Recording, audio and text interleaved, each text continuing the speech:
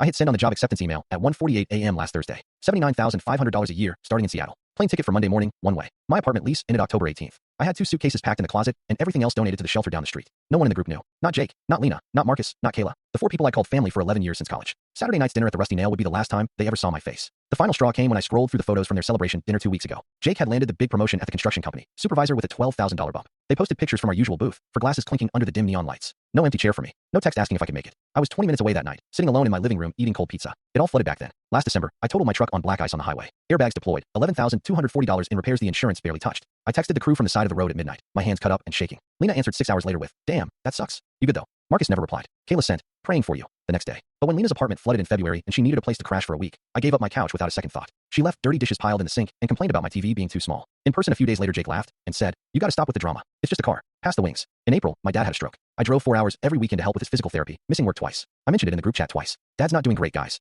Could use some support." Jake replied once, "Tough break. Life's crazy right now. No visits, no calls." Yet when Marcus's girlfriend dumped him in May, I stayed up till 3 a.m. listening to him vent on the phone for 2 hours straight. He said, "You're the only one who gets it, man. Everyone else is too busy with their own crap." Then he added, "You don't mind helping me move some heavy equipment next weekend, right? We're short on time." June brought my layoff. 8 years at the parts warehouse, gone in one meeting. I posted in the chat, "Just got canned today. Anyone know of openings?" Kayla sent a single crying emoji. Jake said nothing for 4 days, then asked if I could help him move that equipment for his new job. I spent 22 hours in the sun loading trucks. He handed me a $20 bill and said, "You're a lifesaver. What would we do without you?" My hands started trembling every time I checked the chat after that. Sweat rolled down my back even when the fan was on high. My heart would race so fast I felt dizzy, like I was running from something I couldn't see. My stomach twisted into knots as I read the messages. In a city like Tampa, your so-called friends' happy hour plans matter way more than your emergency room bill. Turns out, the one who fixes all the messes is the first one forgotten when things get real. That's when I opened my laptop at 2 a.m. and applied for the Seattle job. The interview was at 9 a.m. the next day over video. Offer came by Friday afternoon. I accepted on the spot. 3 weeks of secret packing followed. I sold my old couch for $150, gave away my tools to the neighbor who actually asked how I was doing more than once. My landlord stopped by one day and said, "Everything okay? You seem different." More concerned than the crew had shown in months. I felt my pulse hammer in my ears at 140 beats while I typed the final acceptance email, vision blurring as I hit send.